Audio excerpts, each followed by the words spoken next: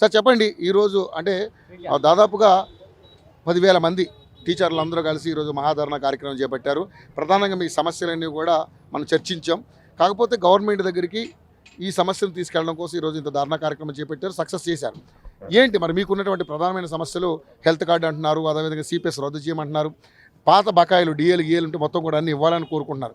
కానీ ఇప్పుడు ఉన్నటువంటి ఆర్థిక ఇబ్బందులు తెలుసు మనకి, రాష్ట్రం ఎలా ఉందో పరిస్థితి టీచర్లుగా మీకు కూడా తెలుసు, మీడియాలో మాకు కాదు మీకు కూడా తెలుసు. సో పరిస్థితి ఏంటంటే ఉన్న ప్రభుత్వం నడపాలంటే మన దగ్గర డబ్బులు ఉండాలి. మనకు వచ్చేది 18,500 కోట్లు, ఇంకా మిగిలిన నన్ను కోసుకు తిన్నా ₹1 కూడా నా దగ్గర లేదని ముఖ్యమంత్రి గారు తేల్చి చెప్పేశారు. సో ఏంటి మరి మీ సమస్యలు ఇప్పుడు ఎలా క్లియర్ అవుతాయి? వాస్తవంగా పిఆర్టీ సంఘం చాలా 50 సంవత్సరాల నుంచి ఉపాధ్యాయుల సంక్షేమం కోసం ప్రయత్నం చేస్తుంది. ఏ ప్రభుత్వం వచ్చినా కూడా ఆ ప్రభుత్వంతో సాన్నిహితంగా ఉంటూ ఉపాధ్యాయుల సమస్యల పరిష్కారం కోసం ఒక చిత్తశుద్ధితో పనిచేస్తుంది. వాస్తవంగా మరి గౌరవ ముఖ్యమంత్రి రేవంత్ రెడ్డి గారు ఎన్నికలకు ముందు ఇచ్చినటువంటి హామీలన్నీ కూడా వారు ఏదైతే ఖచ్చితంగా నేను ప్రభుత్వం ఏర్పడిన తర్వాత ఏదైతే ఉపాధ్యాయులు ఉద్యోగులు ఎదుర్కొంటున్నటువంటి సమస్యలన్నీ కూడా పరిష్కరిస్తామని చెప్పారు. ముఖ్యంగా మరి మా సిపిఎస్ ఉపాధ్యాయులందరూ కూడా 2004 సెప్టెంబర్ నుంచి నియామకమైనటువంటి ఉపాధ్యాయులందరూ ఉద్యోగులందరూ కూడా ఈ సిపిఎస్ అంశాన్ని చాలా ఇది పెనుభూతం లాంటిది. ఎందుకంటే ఆఫ్టర్ రిటైర్మెంట్ తర్వాత ఆ కుటుంబాలు చాలా రోడ్డు మీద పడినట్టు పరిస్థితి ఉంది. కాబట్టి దీన్ని ఏకైక ఎజెండాగా ఈరోజు సిపిఎస్ను రద్దు చేయాలనే ఉద్దేశంతో ఇలా పిఆర్టీ పెట్టామంటున్నారు. సిపిఎస్ రద్దు చేస్తామని దానికి అనుగుణంగానే కార్యాచరణ కోసం మీరు ఇప్పుడు మళ్ళీ ప్రభుత్వానికి కనువిప్పు కలిగించడం కోసం ఈ ధర్మ కార్యక్రమం చేపట్టారు. సో మేనిఫెస్టోలో పెట్టినట్టు వాస్తవం ఉందా? మేనిఫెస్టోలో ఖచ్చితంగా పెట్టారు. చాలా మా ఉద్యోగ ఉపాధ్యాయుల అంశాలకు సంబంధించి ఒక 67 అంశాలు పెట్టడం జరిగింది. అందులో సిపిఎస్ కూడా ఖచ్చితంగా రద్దు చేస్తామని చెప్పడం జరిగింది. దాన్ని కూడా సాధ్యాసాధ్యాలు మనం ప్రభుత్వాన్ని ఆలోచించమని చెప్పినాం. మా ఎమ్మెల్యే శ్రీపాల్ రెడ్డి గారు, రాష్ట్ర సంఘ అధ్యక్షులు లక్ష్మణ్ గారు, దామోదర్ రెడ్డి గారు పలు దఫాలు కూడా చర్చలు జరిపారు. కాబట్టి మరి ఇంకా వారి ప్రభుత్వంలో స్పందన లేదు. కాబట్టి ఇది ఒక శాంతియుతమైనటువంటి నిరసన కార్యక్రమాన్ని నిర్వహిద్దామనే ఉద్దేశంతో ఈరోజు 33 జిల్లాల నుంచి మరి ఇంత పెద్ద మొత్తంలో రావడం జరిగింది. మా నిర్మల్ జిల్లా నుంచి కూడా దాదాపు 400 మంది కార్యకర్తలు వచ్చినాం. అనుకోకుండా మాకు ఇలా మరి బిక్నూరులో మరి పోలీసులు కొంచెం అడ్డుకొని ఒక 2 గంటలు ఆలస్యం చేయడం జరిగింది. మళ్ళీ మా బైన్సా ఏఎస్పీ పెద్దలు అవినాష్ కుమార్ గారికి సమాచారం అందిస్తే వారు ఇక్కడికి 100% పర్మిషన్ ఉన్నదండి.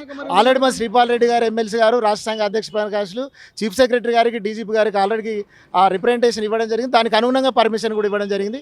కానీ మరి వారికి ఎలాంటి సమాచారం ఉందో చెప్పారు. మరి దాన్ని కూడా మేము అట్లాంటి ప్రాతినిధ్యం చేసి మరి రావడం కొంచెం 2 గంటలు ఆలస్యమైనప్పటికీ మాకు చాలా సాటిస్ఫైగా ఉన్నది.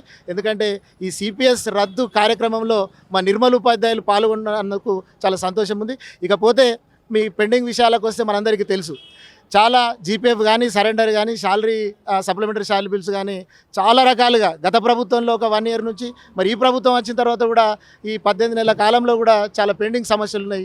ఆర్థికపరమైన అంశాలు, ఆ ఆర్థికపరమైన అంశాలు కూడా మరి గౌరవ ఆర్థిక శాఖ మంత్రితో మా రాష్ట్ర సంఘ పెద్దలు మాట్లాడారు. ప్రతి నెల 700 కోట్లు రిలీజ్ చేస్తామని చెప్పారు. అయినప్పటికీ మరి జూన్ నెల 182 కోట్లు రిలీజ్ చేశారు. జూలై రిలీజ్ చేయకుండా మళ్ళీ ఆగస్టులో 700 కోట్లు రిలీజ్ చేశారు.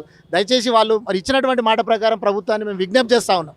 ఎందుకంటే సరే ప్రజా పరిపాలన అంటున్నారు, మరి ఉద్యోగులను కూడా ఆ రోజు ఉద్యోగ ఉపాధ్యాయులందరూ కూడా కోరుకున్న ప్రభుత్వంగా తెచ్చుకున్నారు. కాబట్టి ఖచ్చితంగా మరి ప్రభుత్వాన్ని ఈ రకంగా నిరసన చెప్పి మరి ఆ డిమాండ్లను నెరవేర్చాలని కోరుతున్నాం. మీరు అన్నట్టుగా మరి హెల్త్ కార్డ్స్ విషయంలో వాస్తవంగా ఇలా ఉద్యోగ ఉపాధ్యాయులు మన అందరికీ తెలుసు, ఎప్పుడు నెలకు కొంత మనకు కట్ చేసినటువంటి డబ్బులన్నీ జీపీఎఫ్లో ఎంతో సంపాదించుకుంటాం.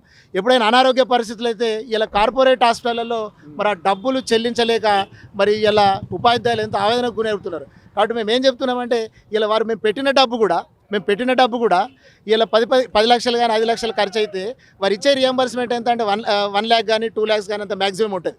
మేమేమంటున్నామంటే ఒక హెల్త్ కేర్ ట్రస్ట్ ఏర్పరిచి మేము నెల 500,000 మరి ప్రాతినిధ్యం చేసి వాళ్ళు కూడా ప్రభుత్వం ద్వారా ఇస్తే ఒక ట్రస్ట్ని ఏర్పాటు చేసి దాదాపు 800 కోట్ల రూపాయల ట్రస్ట్ని ఏర్పరిస్తే దాంట్లో మనకు ఏదైతే అనారోగ్యపడినట్టు ఉద్యోగ ఉపాధ్యాయులకు ఒక మేలు జరుగుతున్న విషయాన్ని, ఎందుకంటే వాళ్ళు రియంబర్స్మెంట్ ద్వారా ఒక 400-500 కోట్లు ఖర్చు పెడుతుంది.